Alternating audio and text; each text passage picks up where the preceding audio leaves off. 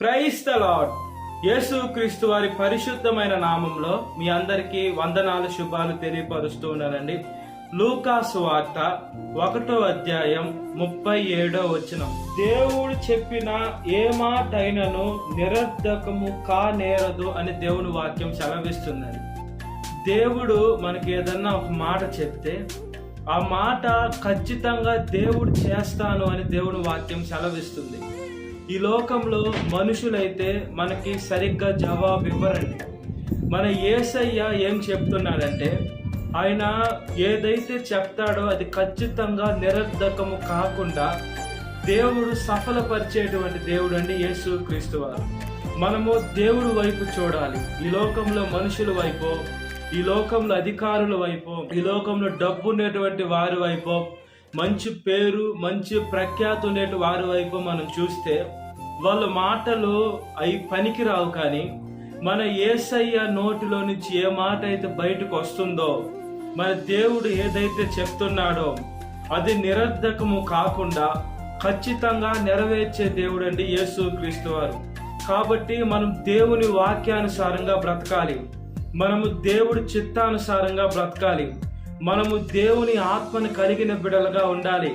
మన అక్షయ కిరీటము జీవ కిరీటం పొందుకునే బిడలుగా ఉండాలండి. సాతాను గర్జించు సింహం వలె ఉన్నాడు. మనల్ని బాధ పెట్టాలి, దుఃఖ పెట్టాలి, మనల్ని అమాంతంగా మింగివేయాలని సాతాను చూస్తున్నాడు. సాతాను మాటలు మనం వినకూడదు, కానీ మనము దేవుని మాటలు వినాలని. మనం యేసు వైపు చూడాలి, మనం పరలోకం వైపు చూడాలి, మనం అక్షయ కిరీటం జీవ కిరీటం పొందుకోవాలి. ప్రతి ఒక్క సాతాన్ని మన మోకాళ్ళ కింద అనగదొక్కే బిడ్డగా, చితకదొక్కే బిడ్డగా, సాతాన్ని పతనం చేసే శక్తి దేవుడు మనకిస్తాడు. అయితే దేవుడు మాట నిరర్ధకము కాకుండా జరగాలనంటే మనము దేవుడు వాక్యానుసారంగా జీవించాలండి. దేవుడేమో మనల్ని ఆశీర్వదించాలి, మనం ఒక మంచి స్థాయిలో ఉండాలి. మనం అందరికాడికి గొప్ప పేరు, గొప్ప స్థాయిలో మంచి పేరు ప్రఖ్యాత కోసం మనం ప్రాకులాడుతున్నాం, అది మంచిదే. అయితే మనం దేవుడి కోసం ఎలా ఉపయోగపడుతున్నాం? మనం దేవుడు మాట వింటున్నామా లేదా? మనం దేవుడు ఆలోచన మనము ఆలోచించి దేవుడు ఏదైతే చెప్తున్నాడో అది మనం చేయాలని మన మనసులో ఉందా లేదని మనల్ని మనం ఒకసారి పరీక్షించుకునే బిడలుగా ఉండాలండి. దేవుడు ప్రేమ కలిగిన దేవుడు. దేవుడు మన ప్రతి ఒక్క శరీరంలో ప్రతి ఒక్క బలహీనతలన్నీ ఆయన వాక్కును పంపి బాగు చేయగల సమర్థుడండి యేసు క్రీస్తు వారు. ఇంత గొప్ప దేవుడు మనకున్నాడు, ఇంత గొప్ప రక్షణ మనకుంది, ఇంత దేవుని యొక్క సహాయం మనకున్నప్పుడు మనము దేనికోసం ప్రాకులాడకూడదు, మనం దేనికోసం భయపడకూడదు. అపాయం నా మీదకు వచ్చేస్తుందేమో, ఆ కీడు నా మీదకు వచ్చేస్తుందేమో, నేను ఈ లోకంలో బ్రతకలేనేమో, నేను చనిపోతానేమో, అది నా దేవుడు వాగ్దానం చేస్తే అది జరగదేమో అని మనుషులు చాలా ఆలోచనలు, చాలా భయంకరమైన ఆలోచనలుగా మనుషులు ఆలోచిస్తారండి. అది మనుషులు సాతానికి చోటిస్తారు. ఆ సాతాను నుంచి దేవుడి మీద నుంచి విశ్వాసము తీసివేసి అల్పవిశ్వాసంలోకి పడేస్తుంది. బైబిల్ గ్రంథంలో శిష్యులను కూడా చూసుకోవచ్చు. ఆ శిష్యులు కూడా కొన్ని సందర్భాల్లో ఆ గాలి తుఫాను వచ్చినప్పుడు ఆ పేతురు గారు దేవుణ్ణి చూసి నడవాలని దేవుణ్ణి అడిగి ఆ నీటిలో 2 అడుగులు వేసి గాలిని చూసి భయపడి మునగసాగాడంటే భయము మన ప్రాణాలు తీసేస్తుంది. భయము మనల్ని ఎంతవరకు తీసుకొని వెళ్తుందంటే, ఆరోగ్యం బాగున్నా కూడా భయపడే హార్ట్ అటాక్లు వచ్చి చనిపోయారండి. ఆ భయపడి ఒత్తిడికి స్ట్రెస్కి లోనైపోయి బీపీ హై అయిపోయి నరాలు చిట్లు చనిపోయేవారు, బ్రెయిన్ స్ట్రోకుల ద్వారా చనిపోయేవారు. ఆ భయము మన ప్రాణాలు, శారీరకమైన ప్రాణాలు తీయడం కాదు, కానీ మన పరలోకానికి వెళ్లకుండా కూడా ఆ భయము మనల్ని ఆపేస్తుంది. కాబట్టి దేవుడు మీద విశ్వాసం ఉంటే మనకు భయము రాదు. భయము మనలోకి వచ్చిందంటే సాతాను వచ్చినట్లుగానే మనం చాలా జాగ్రత్తగా ఆలోచించుకోవాలండి. సాతాన్ని మన మోకాల కింద అనగదొక్కాలి, చితకదొక్కాలంటే దేవుడు దత్తపుత్ర ఆత్మని మనం పొందుకునే బిడలుగా ఉండాలి. దేవుడు మనకి పిరికాత్మ ఇవ్వాల, ఆయన జీవం కలిగిన, ఆయన ధైర్యం కలిగిన ఆత్మను మనకి ఇచ్చాడు. కాబట్టి మనము దేవుని ఆత్మను మనం పొందుకొని, మన అక్షయ కిరీటం పొందుకొని, జీవ కిరీటం పొందుకొని మనం పరలోక రాజ్యానికి వెళ్ళి అనేక మందిని మారు మనసులోకి నడిపించేదానికి మనల్ని దేవుడు వాడుకోవాలని ఆశపడుతున్నాడు. మన జీవితాన్ని మనం దేవునికి సమర్పించుకోవాలి. మన జీవితాన్ని దేవుడికి సమర్పించుకుంటే నన్ను వాడుకుంటాడు. మనం ఎప్పుడైతే అయ్యా ఈ జీవితం నీకే ప్రభువా, అయ్యా నాలో ప్రతి ఒక్క పాప నేను వదిలేసుకుంటున్నాను ఆయన అని ఒప్పుకొని విడిచిపెట్టి ఎప్పుడైతే దేవుడు మార్గంలో నడుస్తుంటామో దేవుడు అప్పుడు మనల్ని ఉపయోగించుకునే దానికి దేవుడు ముందుకు వస్తాడండి. దేవుడేమి బలవంతంగా మనల్ని వాడుకునే దేవుడు కాదు. మనం చాలా జాగ్రత్తగా వాక్యానుసారంగా మనం నడుచుకునే బిడలుగా ఉండాలి. మనము దేవుడు చిత్తానుసారంగా మనం నడుచుకునే బిడలుగా ఉండాలి. దేవుడు కొన్ని వాక్యం రూపంలో మాట్లాడతాడు, అది మనకు అర్థం కాదు. మనం ఒకటైతే ఒకటి మనము తప్పుగా అర్థం చేసుకొని దేవుడు నాకు ఈ మాట చెప్పాడు అది జరగలేదని మళ్ళా దేవుడి మీదనే నిందలేసే సేవకులు కూడా లేకపోలేదండి. దేవుడు మాట నిరర్ధకం కాదంటే దేవుడు ఎప్పుడు ఒట్టి మాటలు చెప్పడు. దేవుడు అబద్ధాలు చెప్పే దేవుడు కాదు. ఆయన అబద్ధమాడ జాలని దేవుడు. ఈ లోకాన్ని సృష్టించిన సృష్టికర్త మనుషుల్లాగా అబద్ధాలు చెప్పాల్సిన అవసరం అనేది దేవుడికి లేదు. కాబట్టి నాకు దేవుడు అది చెప్పాడు ఇది చెప్పాడని దేవుడి పైన మనం వేసి అబద్ధాలు చెప్పేసి అది జరగకుండా ఉంటే దేవుడు ఎందుకు ఇది చేయలేదని అబద్ధాలు చెప్పింది మనమే, అది మళ్ళీ అబద్ధంగా మళ్ళీ దేవుడు చేయలేదని నింద వేసేది కూడా మనమే. అలాంటి జీవితాల్లోకి మనం వెళ్ళకూడదండి. మనం చాలా జాగ్రత్తగా బ్రతకాలి. మనము పరలోకం కోసం ఈ లోకమే ప్రయాసపడుతున్నాం. మనం నోటి మాటతో నోటి దోలతో ఆ పరలోక రాజ్యాన్ని దూరం చేసుకుంటున్నామా? మన దేవుడి ప్రేమను దూరం చేసుకుంటున్నామా? మనం దేవుడి సన్నిధిని దూరం చేసుకుంటున్నామా? మనము దేవుడి యొక్క రక్షణ ఆయన కాపుదల దూరం చేసుకుంటున్నామా?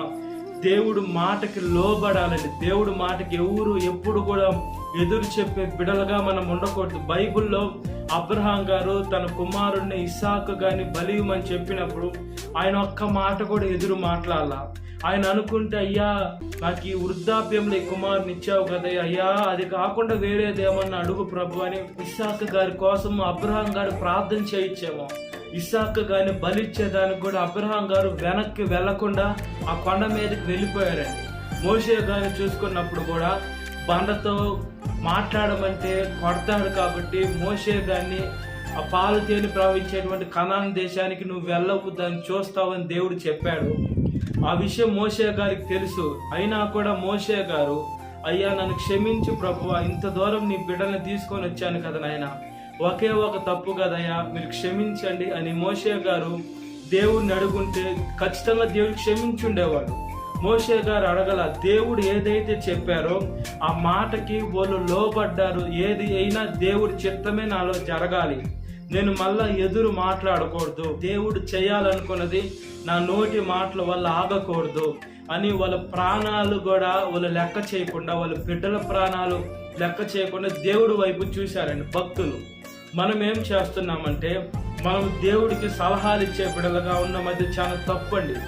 దేవుడు చాలా బాధపడుతున్నాడు. దేవుడు వర్తమానము భూత భవిష్యత్ కాలములన్నీ ఆయన తెలుసు, ఆయన వశంలో ఉన్నాయి. ఫ్యూచర్ దేవుడికి తెలుసండి. కాబట్టి మన జీవితము దేవుడికి సమర్పించుకుంటే మనం ఎప్పుడైతే దేవుడి పైన ఆధారపడతామో అప్పుడు మనము మన నోట్లోకి ఏ మాట అయితే వస్తుందో అది దేవుడు ఖచ్చితంగా చేస్తారు. అది దేవుడి చిత్తానుసారం అయితే, దేవుడికి ఇష్టకరం అయితేనే అది చేస్తారు.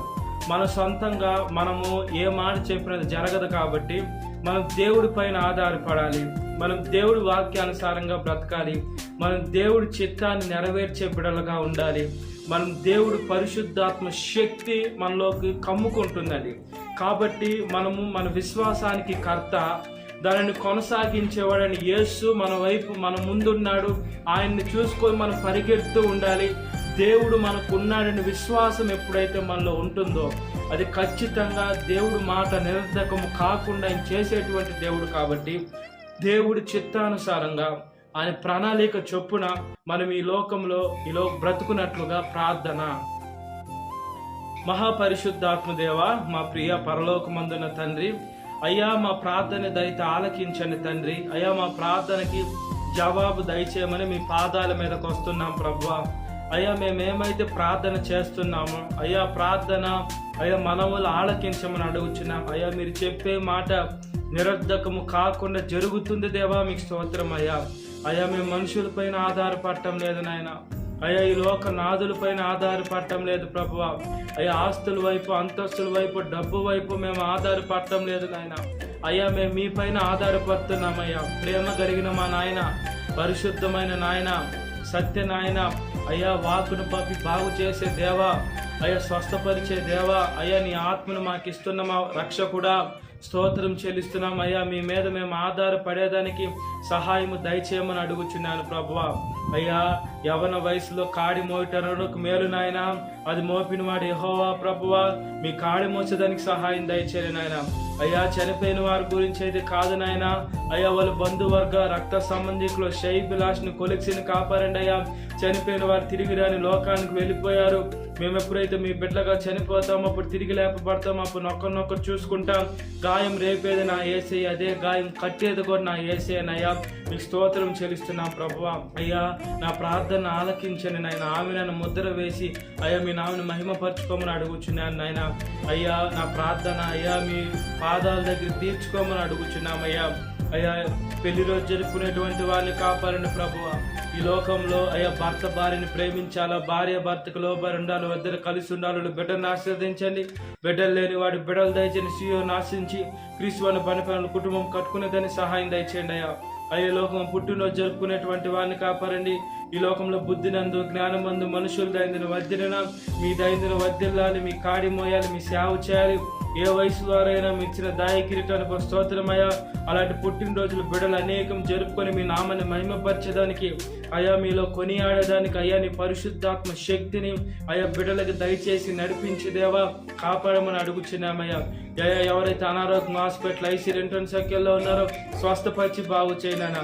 ప్రయాణ బస్సు మార్గం, ఆకాశ మార్గం, నీటి మార్గం, ట్రైన్, ఫ్లైట్, కారు, బైక్ దేంట్లో వెళ్ళినా క్షేమమైన ప్రయాణం దయచేయండి. దేశమైన దేశ యుద్ధాలు తీసివేయండి. జెరూసలేంని, భారతదేశం, ఇజ్రాయెల్ దేశాన్ని కాపాడండి. పెట్రోల్, డీజిల్, గ్యాస్ కరువు లేకుండా మూడో ప్రపంచ యుద్ధం రాకుండా సహాయం దయచేయండి. ఎగ్జామ్ రాస్తున్న రాయిపోతున్న బిడ్డలను కాపాడండి ప్రభువా. ఎగ్జామ్ రాసిన బిడ్డలు ఖచ్చితంగా పాస్ అవ్వాలి నాయన. ఫెయిల్ అవుతామనే బాధ ఎక్కువ వచ్చాం. గర్వం తీసుకోవాలి. తల్లిదండ్రులకు మంచి పేరు, ముఖ్యంగా మీకు మంచి పేరు తేవాలా. రాయబోతున్న బిడ్డకి ఏ ప్రశ్నకి ఏ జవాబు రాయాలో సహాయం దయచేయండి అయ్యా. పశువుల్ని, పక్షుల్ని, మనుషుల్ని, జంతువు, జీవరాశి సృష్టిని, లోకాన్ని పరిపాలిస్తున్న మా రక్షకుడా, ప్రతి ఒక్క నాలుక నా తండ్రి మేము స్తుతించాలయ్యా. ప్రతి ఒక్క మోకాలనైనా మీ నామములు సాష్టాంగపడి వంగి వాళ్ళ పాపాలన్నీ అయ్యా కడిగి వేసుకునేదానికి సహాయం దయచేయమని అడుగుచున్నాం ప్రభువా. అయ్యా మేము శత్రులను ప్రేమించాలనైనా, మమ్మల్ని మేము తగ్గించుకోవాలనైనా, మీ నామని మహిమపరచాలి ప్రభువా. అయ్యా మీ ప్రేమ కలిగి ఈ లోకంలో జీవించి మంచి పేరు, మంచి మనసాక్షి కలిగిన జీవితాలుగా మాకు దయచేసి ఆశీర్వదించమని అడుగుచున్నాను తండ్రి. సాతాను శోధన ప్రతి ఒక్క బిడ్డను విడుదల దయచేయండి. ఈ వాక్యం వింటున్న ప్రతి ఒక్క బిడ్డని పేరు రచన జ్ఞాపకం చేసుకోండి. ఈ దినకాలపు దీవెనతో నింపమని నజరేయుడైన యేసుక్రీస్తు వారి పరిశుద్ధమైన నామంలో మిక్కిలి వినంత అడుగుచున్నాను నా పరలోకమందున్న తండ్రి. Amen. Praise the Lord. God bless you. Have a great